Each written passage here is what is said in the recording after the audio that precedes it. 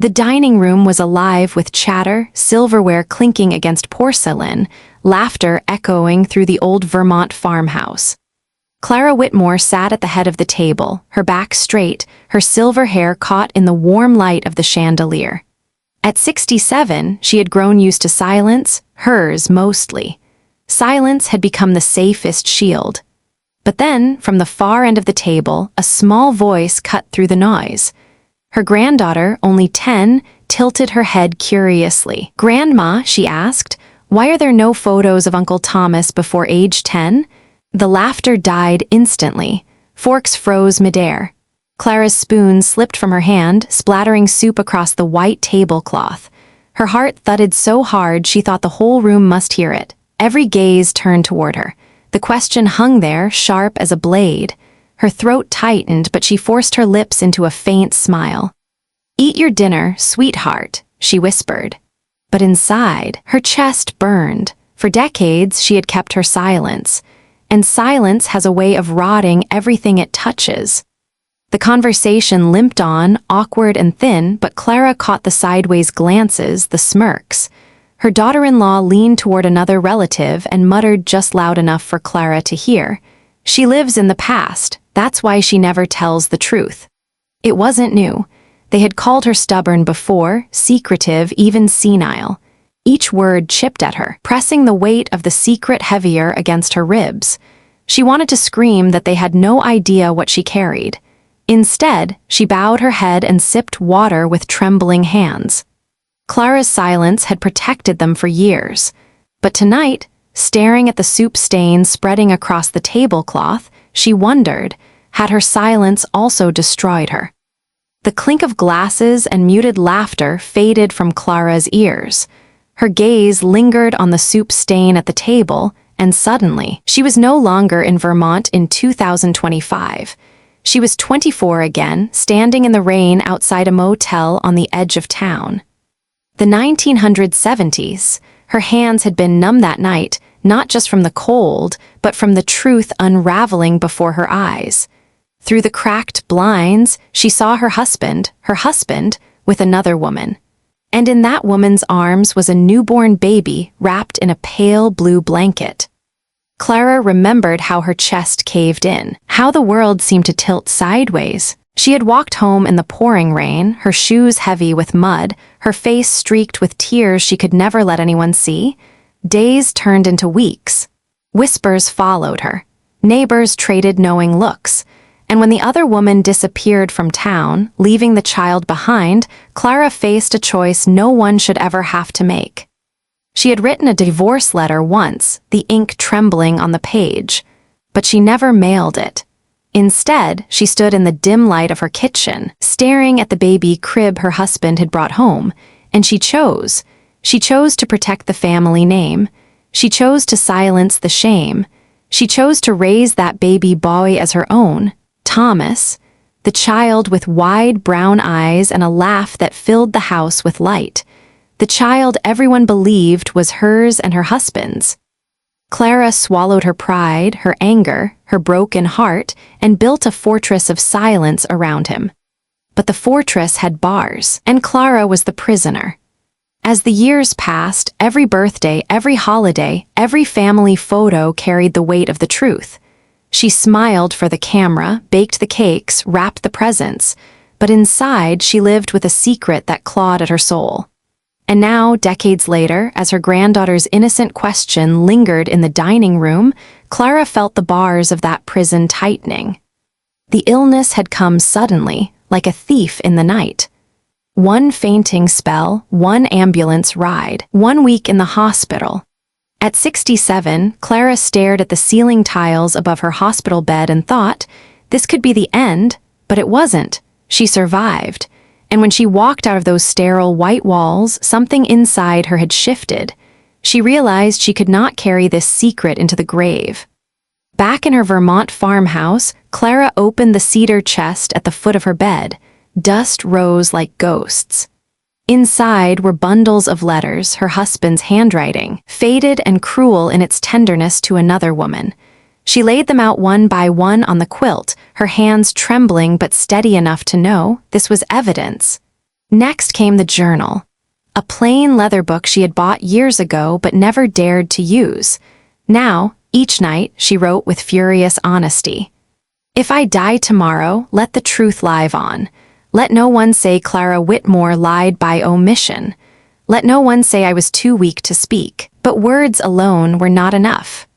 One afternoon, while Thomas visited, she excused herself to the laundry room. She picked a strand of his hair from the collar of his shirt, slipped it into a plastic bag.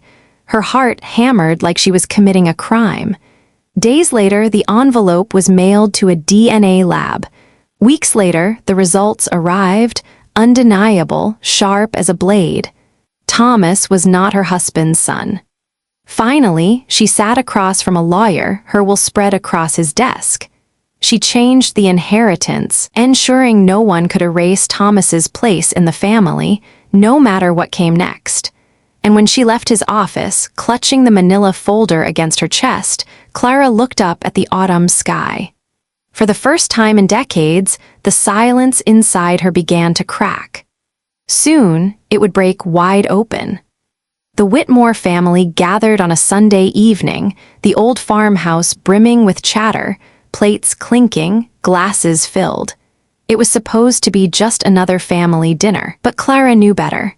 She sat at the head of the long oak table, her fingers brushing the edge of a small wooden box in her lap. Inside, the letters, the DNA results, her journal entries. Decades of silence compressed into paper and ink. Her children joked. Her grandchildren bickered, but Clara barely heard them. Her chest rose and fell as though she were climbing a mountain. Then, when the table had gone quiet, she stood. Her chair scraped against the floor. Every head turned. Clara's hands shook, but her voice was steady. "You want the truth?" she said, her eyes scanning each face. "Fine, tonight you will have it." She placed the box on the table, slid it forward. The lid creaked open. Letters spilled out, brittle with age. A white envelope, sealed and stamped from a DNA lab, lay on top. Clara drew a deep breath. "Thomas is not your father's son," she said, each word falling like a hammer. "He is the child of another woman, and I raised him as my own." The room froze. Forks clattered to plates. Someone gasped, sharp and loud. Thomas sat back, his face drained of color. The grandchildren whispered, tears welling in their eyes. One of Clara's daughters shook her head violently as if the words could be flung away. "No, that's not true. It can't be." Clara pulled the envelope open, slid the DNA results across the table. "Read it, see for yourself. I stayed silent to protect this family, to keep it from breaking apart." But silence, her voice cracked now, heavy with tears. "Silence has been killing me every single day." For a moment, no one moved. The weight of the truth pressed down on the room, suffocating, undeniable. And Clara, after 40 years, finally felt her chest lighten. For a long moment, the only sound was the ticking of the grandfather clock in the corner.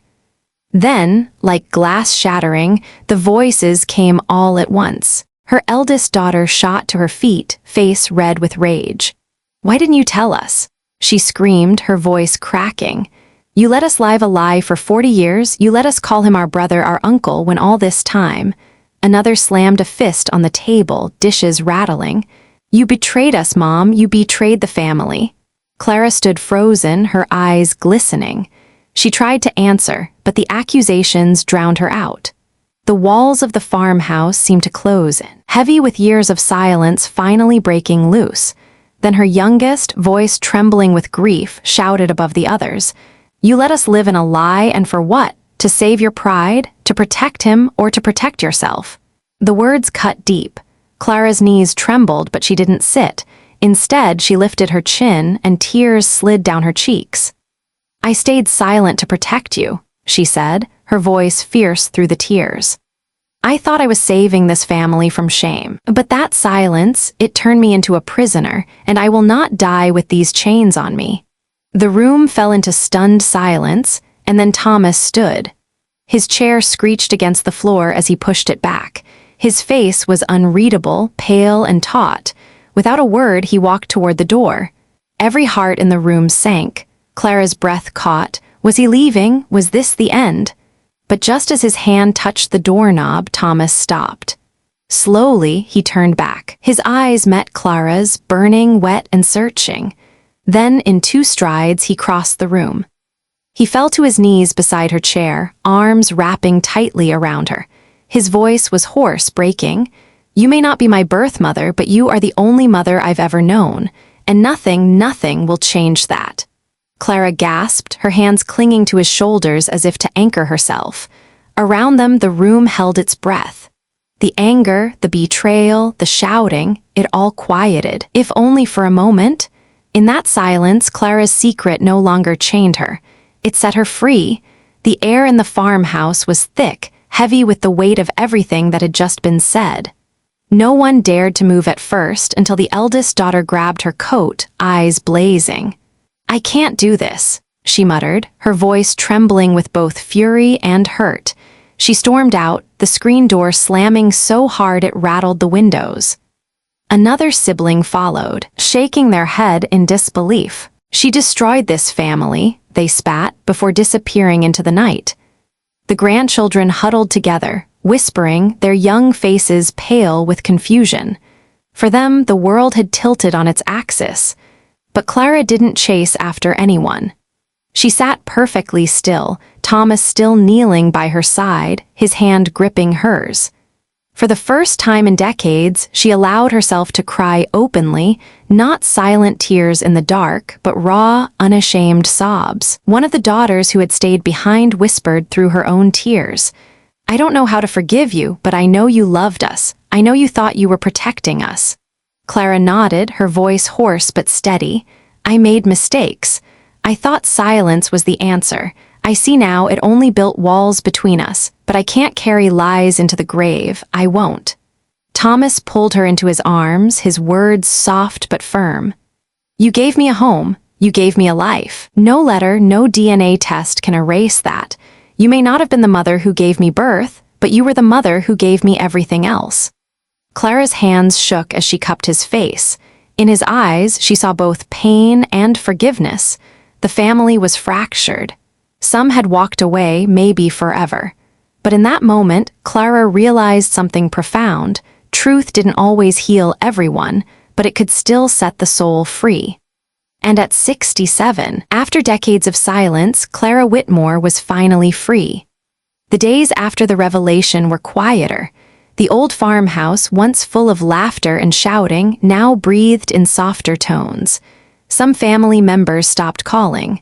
Some doors remained closed. But not all.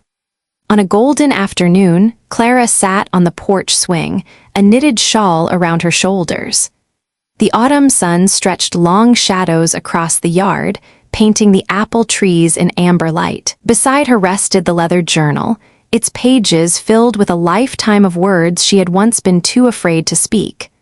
Thomas knelt a few feet away, tending to her garden. His hands pressed the soil, steady and certain. From time to time, he looked up, and when their eyes met, Clara felt a quiet peace settle in her chest.